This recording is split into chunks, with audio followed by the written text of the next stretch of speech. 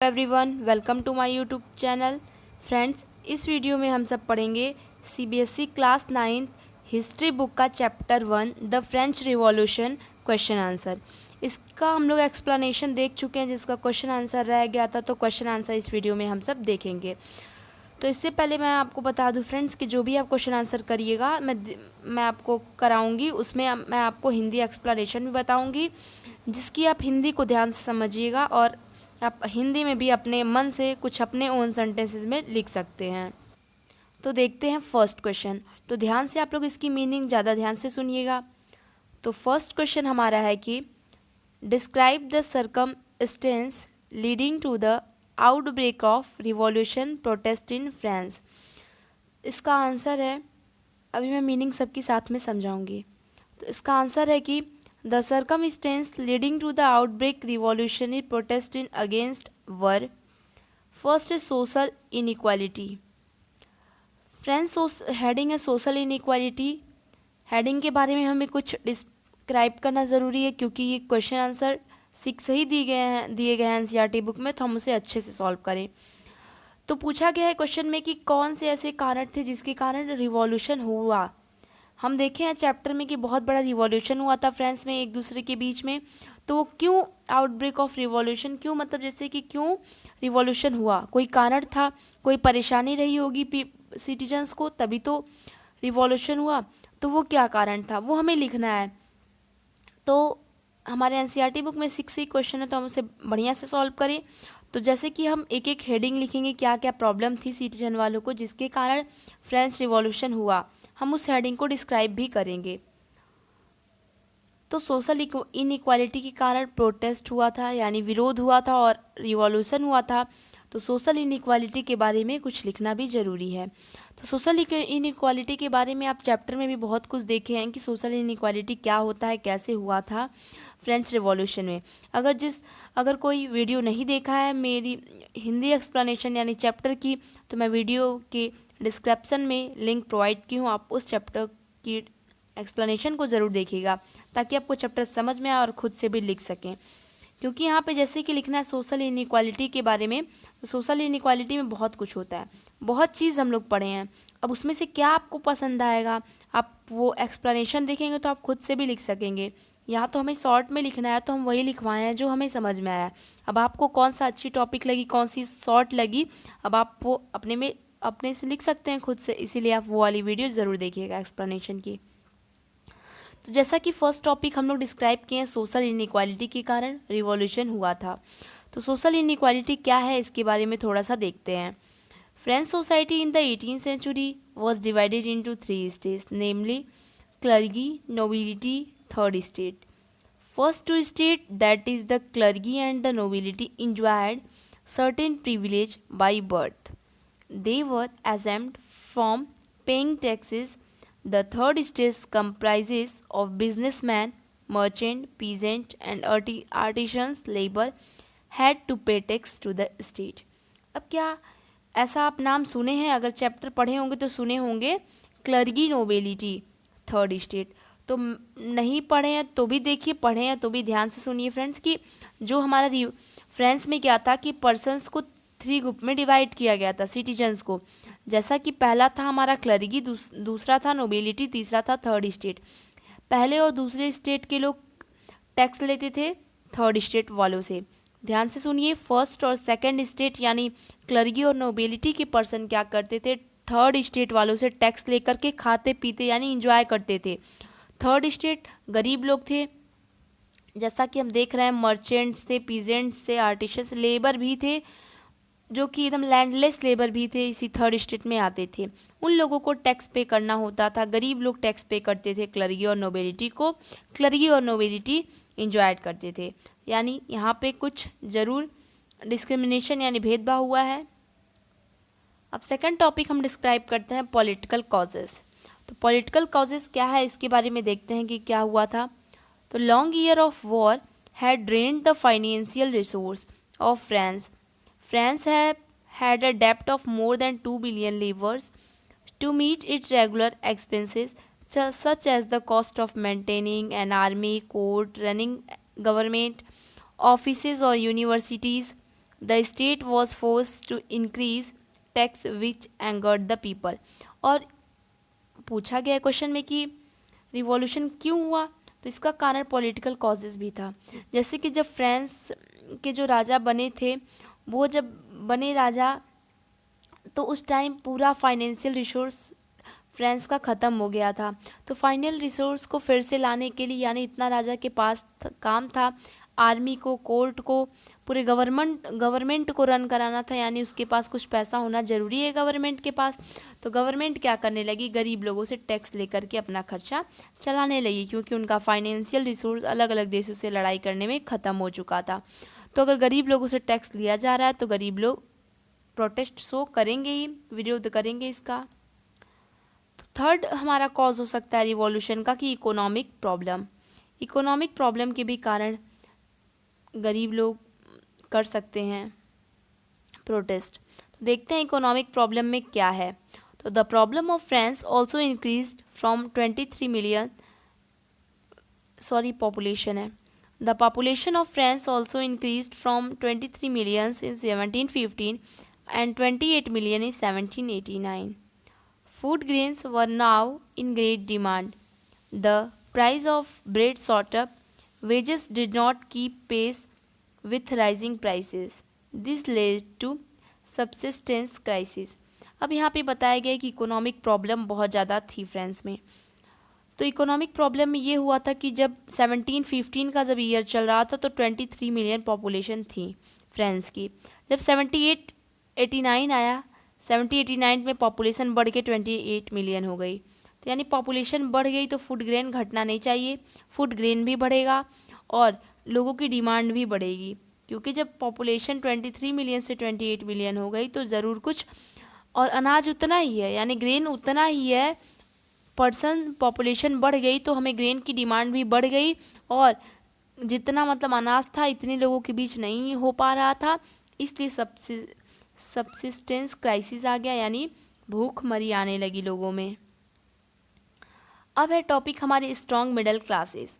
तो अब आप इसमें से मैं आपको बता दूं कि आप पूरी टॉपिक को डिस्क्राइब करना भी ज़रूरी नहीं है, कम से कम 5 या 4 पॉइंट आपको डिस्क्राइब करना होता है।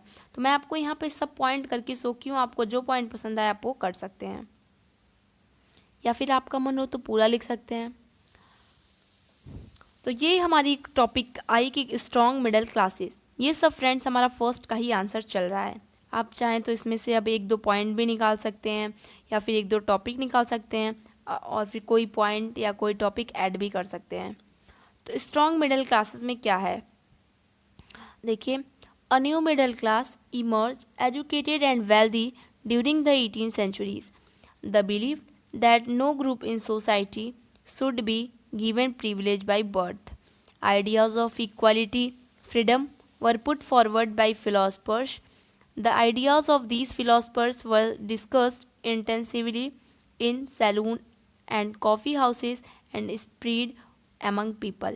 Strong middle class. Middle class का मतलब कि जैसे कि गरीब लोगों की जब हेल्प करने के लिए कोई नहीं रहा, यानी गरीब लोगों से टैक्स लिया जा रहा था और गरीब लोग का सोच रहे थे कि हम इसका विरोध करें, बट वो अपने हर तरफ से वो मजबूर थे, पैसे से, सामान से, वो हर तरफ से वो मजबूर थे, इसलिए वो इतना विरोध नहीं कर पा रहे थे। तो उनको उनके विरोध के लिए आए मिडिल क्लास। मिडिल क्लास का मतलब है कि एक ऐसे लोग आए जो कि पढ़े लिखे लोग थे, एजुकेटेड थे और वेल्थी, मतलब थोड़े थोड़े अमीर थे, उसमें वकील हो गए और बड़े बड़े बिजनेसमैन थे, इन लोगों की हेल्प करने के लिए, गरीब लोगों की हेल्प करने के लिए लोग आगे आए। और वो लोग चाहते थे कि जन्म के आधार पे कोई भेदभाव न किया जाए, यानी प्रिविलेज बाय बर्थ न हो, और आइडियाज़ ऑफ इक्वालिटी लाना चाहते थे वो लोग, फ्रीडम लाना चाहते थे फ्रांस में।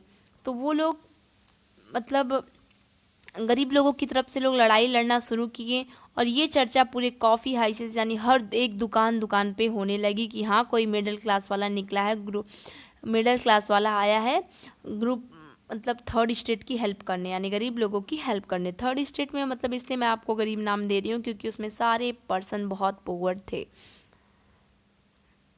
जो कि अपने खुद राइट की लड़ाई नहीं ले पा रहे थे। एक और लास्ट टॉपिक है कि इमीडिएट कॉज। इमीडिएट कॉज में है क्या है वो देखते हैं कि on 5 May 1789 Louis XVI called together an assembly of general state to pass proposals for new taxes. Third state was protested against these proposal, but each state have one vote. The king rejected this appeal. They walked out of the assembly. और एक हंगामे का कारण ये भी बन गया था कि इमीडिएट कॉज में क्या हुआ था कि 5 मई 1789 को लुई 16 क्या किए थे कि मीटिंग बैठाए थे जिसमें 3 स्टेट आए थे। अगर आप चैप्टर को अच्छे से पढ़े होंगे तो आपको समझ में आ रहा होगा कि 3 स्टेट जो मैं अभी बताई भी हूँ कि क्लर्गी, नोबिलिटी और थर्ड स्टेट था। और ये तीनों स्टेट क्या हुआ था कि राजा बुलाए थे अपने दरबार में वो करने के लिए कि हाँ कल से टैक्स बढ़ा दिया जाएगा, ये बात बताने के लिए। तो वोटिंग हो रही थी कि कौन कौन चाहता है, कौन कौन नहीं चाहता है। तो राजा चाहते थे कि हर एक स्टेट वाले एक वोट दें, बट थर्ड स्टेट वाले चाहते थे कि हर एक पर्सन एक एक वोट दे। तो ये अपील उनकी नहीं सुनी गई राजा के द्वारा, यानी राजा मना कर दिए हर एक आदमी एक वोट नहीं देगा। तो वो लोग क्या किए, हंगामा करना शुरू कर दिए थर्ड स्टेट वाले। तो हम लोग एक आंसर में इतने टॉपिक देख चुके हैं, social equality, policies, political cost. तो फ्रेंड्स एक बार और बोलना चाहूँगी कि इस क्वेश्चन में हमें पूछा था कि वो ऐसा कौन सा कारण था जो फ्रांस में पूरा एकदम लड़ाई आ गई। तो फ्रांस में इतना बड़ा रिवॉल्यूशन हुआ जिसको आप चैप्टर में देख सकते हैं। अगर आपको हिस्ट्री नहीं भी पसंद है तो भी अगर आप एज ए स्टोरी पढ़ेंगे तो अच्छी लगेगी हिस्ट्री। तो क्वेश्चन था कि हमारा कि क्या कारण था जिससे रिवॉल्यूशन इतना बड़ा हो गया। तो कारण बहुत था, जैसे कि हमने सोशल इनइक्वालिटी देखी। आपका मन तो आप अंदर और भी बड़ा डिस्क्राइब कर सकते हैं, आपके पास बहुत सी चीज़ें हैं इसमें लिखने के लिए, तो अब आप लिख सकते हैं। पॉलिटिकल कॉज के कारण रिवॉल्यूशन हुआ, इकोनॉमिक प्रॉब्लम के कारण हुआ, स्ट्रॉन्ग मिडिल क्लासेस के कारण हुआ और इमीडिएट कॉज के कारण हो गया। इतनी सारी टॉपिक है, अब आप के ऊपर है कि अब आप कैसे लिखते हैं। आप एक्सप्लेनेशन को ध्यान से सुनिएगा, कुछ ज़्यादा ध्यान से सुनिएगा। जैसा कि क्वेश्चन सेकंड पे चलते हैं। तो क्वेश्चन सेकंड हमारा पूछा है कि which group of French society benefited from the revolution, which group were forced to relinquish power, which section of society would have been disappointed with the outcome of the revolution।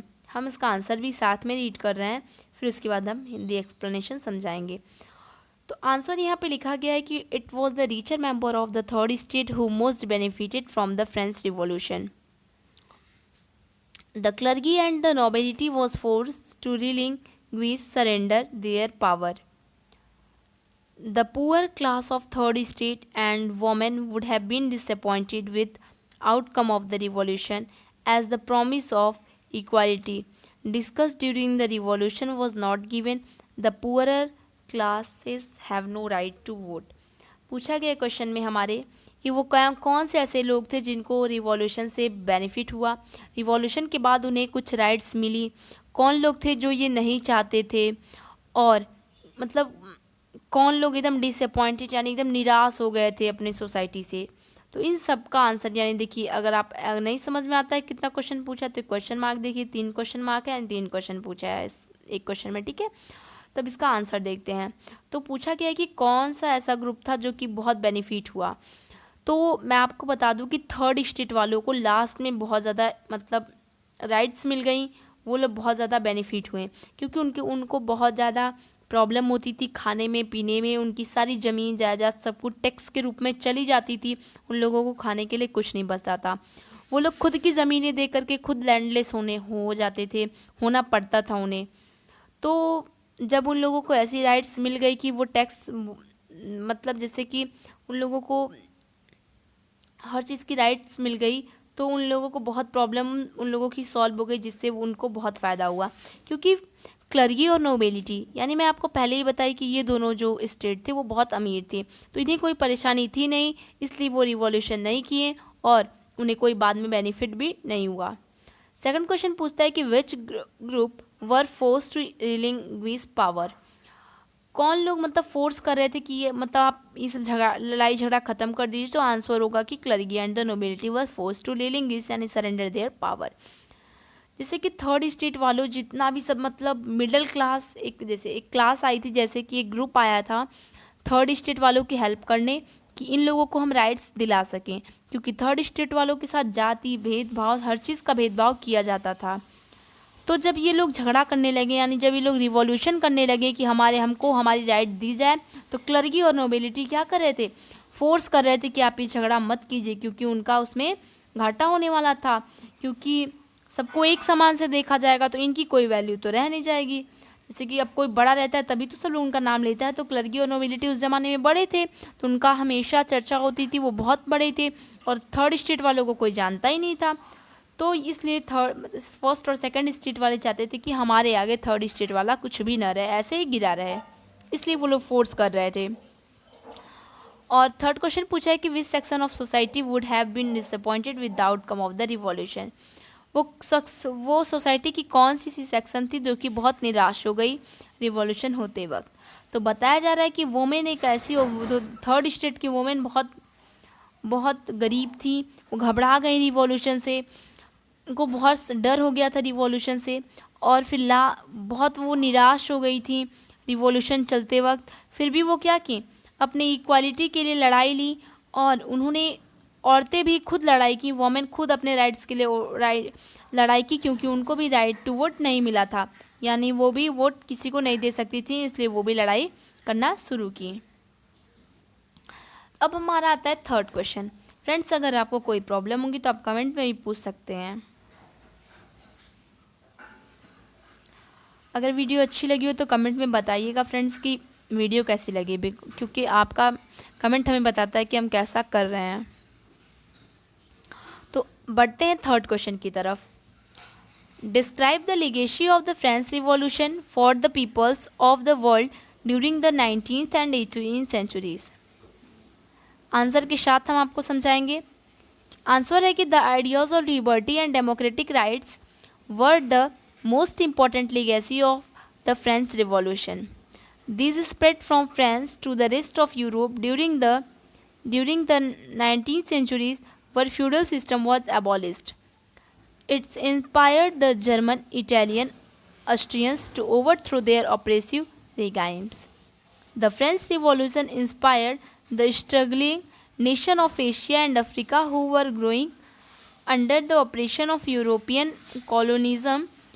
Tipu Sultan and Raja Ram Mohan Rao are the example of individuals who responded to ideas coming from French Revolution. Answer भी हमारा काफ़ी छोटा था, अब आप चाहें तो इसको बढ़ा के भी लिख सकते हैं, क्योंकि बहुत सारी चीज़ अगर हमारे बचे हैं अभी हमारे चैप्टर से। चैप्टर का एक्सप्लेनेशन पहले पढ़ें, क्वेश्चन आंसर से पहले भी चैप्टर का एक्सप्लेनेशन देखें। इसकी लिंक मैं आपको बता रही हूँ बार बार कि मैं प्रोवाइड की हूँ। अब है कि क्या क्या लीगेसी थी ऐसी जो कि 19 और 18 सेंचुरी की लीगेसी को हमें डिस्क्राइब करना है। क्या डिस्क्राइब करना है कि मतलब कौन कौन सी ऐसी चीज़ें थी जो कि आज भी हमारे देश में चल रही हैं। थर्ड स्टेट वाले झगड़ा किए, अपनी राइट्स उन लोगों को मिल गई, जैसे कि वो लोग वोट नहीं दे सकते थे थर्ड स्टेट वाले, अब वो लोग वोट दे सकते हैं, तो हम लोग भी तो आज वोट दे रहे हैं। आज भी हमारे देश में अगर कोई कम ऊंची जात या नीची का टाइटल का होता है तो सब लोग वोट देते हैं। तो वही पूछा गया लीगेसी क्या क्या अभी हमारे भारत में रिमेन है, भारत कह रही हूँ, अभी हमारे मतलब कौन सी फ्रांस में या फिर हर जगह कौन कौन सी लीगेसी ऐसी बची है जो कि अभी भी फ्रांस की है और अपनाई जा रही है। तो लीगेसी में हमारा हो गया जैसे कि फ्यूडल सिस्टम ख़त्म हो गया। फ्यूडल सिस्टम का मतलब है कि गरीब लोग अमीर लोगों को अनाज दें और अमीर लोग बैठ के खाएं, और न देने पे गरीब लोगों की ज़मीन को जब्त कर लिया जाए। ऐसा अब नहीं होता है। क्या आप देखे हैं कि अब किसी की ज़मीन जायदाद ले ली जाती है?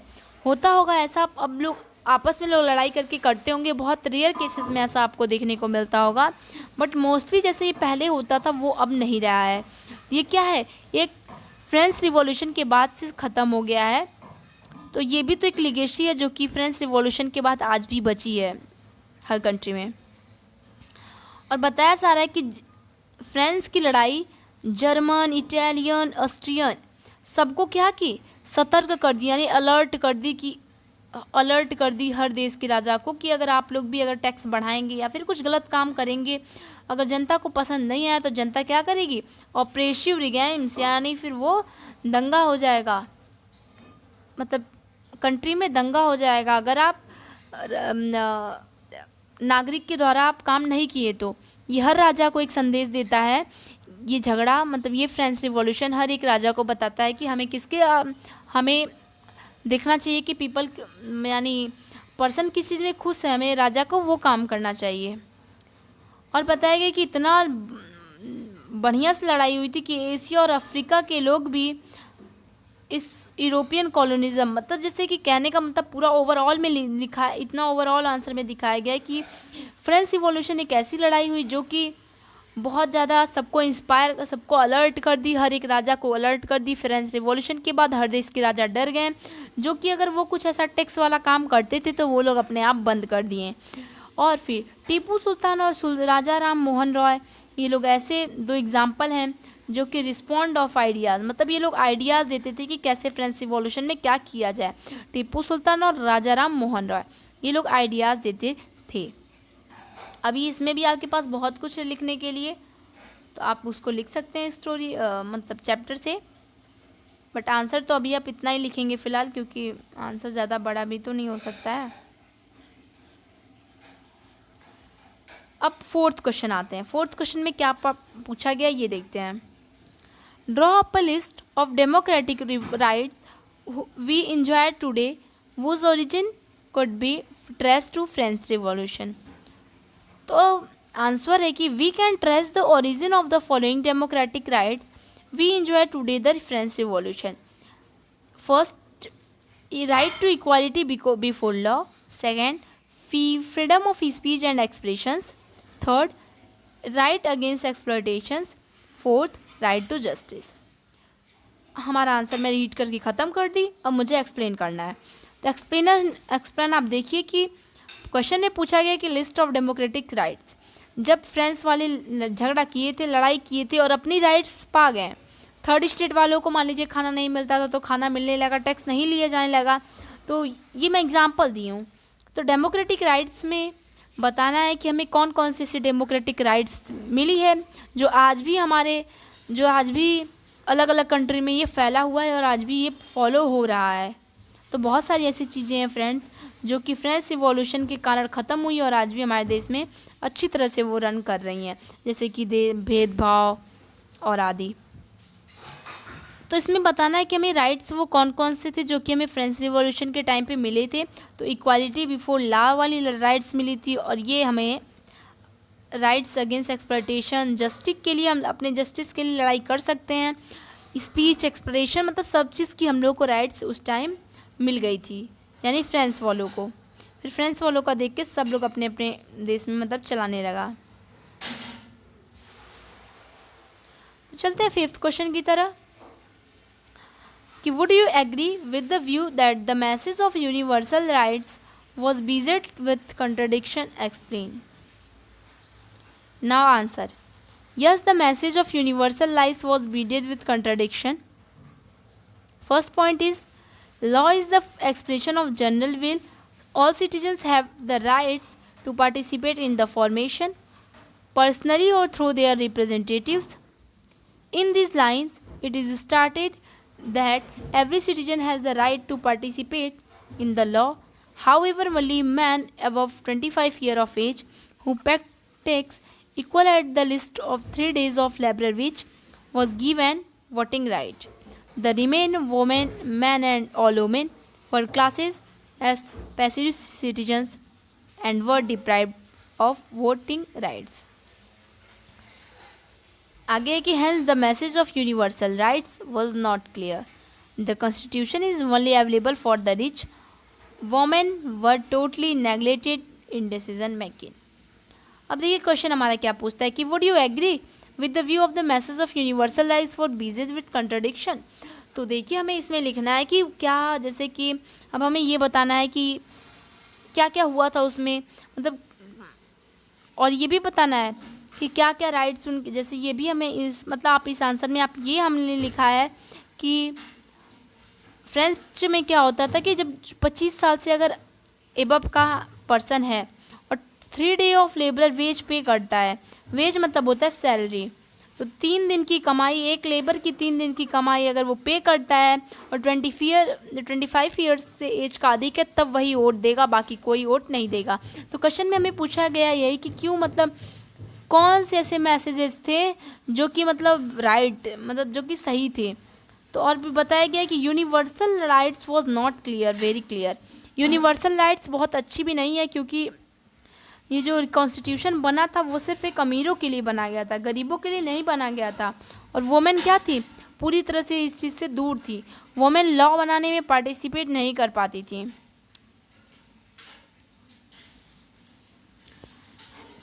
तो फ्रेंड्स ये हमारा है ना लास्ट क्वेश्चन, तो हम इसको और बढ़िया से देखेंगे। अगर आपको कुछ नहीं समझ में आया होगा या फिर कुछ मेरे में मिस्टेक होगी तो आप मुझे कमेंट बॉक्स में ज़रूर बताइएगा। तो चलिए देख लेते हैं 6 question. How would you explain the rise of Napoleon. Rise of Napoleon friends, अगर आप स्टोरी यानी चैप्टर अगर आप पढ़े हैं तो आपको पता होगा कि नेपोलियन क्या थे।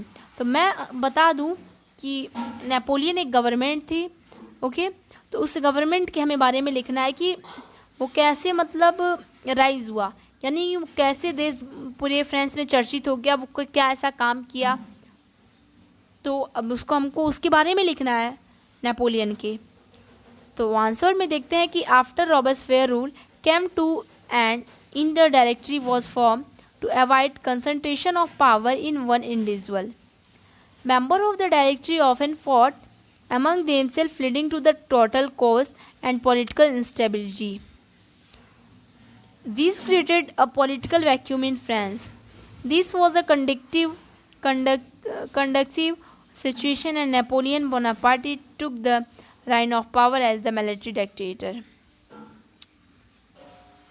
Napoleon saw his role as the modernizer of Europe. He introduced many laws such as the protection of private property, uniform system of weight and measures provided by the decimal system. तो friends ये answer होता है हमारा finish. अब घबराइए मत कि question हम आंसर तो फिनिश हुआ, रीड करके सिर्फ फिनिश हुआ, अभी तो हमें एक्सप्लेन देखना है। तो पूछा गया कि राइज ऑफ नेपोलियन क्यों मतलब हुआ था। तो नेपोलियन का बढ़ना इसलिए हुआ था क्योंकि जब मिलिट्री और मिलिट्री डिक्टेटर का राज जब हट गया तो नेपोलियन बोनापार्टी आए, जिससे क्या हुआ कि वो यूनिफॉर्म सिस्टम चलाएं और यूनिफॉर्म सिस्टम ऑफ वेट चला दिया और प्राइवेट प्रॉपर्टी को सेव करने का वो ऑर्डर दे दिए थे। तो और फिर वो जो भी वेट किया जाता था वो डेसिमल सिस्टम में किया जाता था। तो ये बहुत अच्छे भी थे, बहुत ज़्यादा स्ट्रिक्ट थे और पूरे फ्रांस को क्या बनाना चाहते थे, मॉडर्नाइज करना चाहते थे और पूरे यूरोप के ये नेता बन चुके थे, यानी इन्हें पूरे फ्रेंच और यूरोप में चप्पा चप्पा लोग जानने लगे थे। तो ये होता है हमारा आंसर 6 फिनिश, जो कि अब हमारे चैप्टर का क्वेश्चन आंसर भी फिनिश हो गया और चैप्टर का हम एक्सप्लेन देख ही चुके हैं, तो ये फिनिश हो गया। तो फ्रेंड्स कैसी लगी वीडियो, अगर आपको अच्छी लगी हो तो लाइक कीजिए और फ्रेंड्स के साथ शेयर कीजिए ताकि उनको भी एक्सप्लेनेशन समझ में आए और वो भी अपने आंसर को बिना लर्न किए खुद से लिख सकें।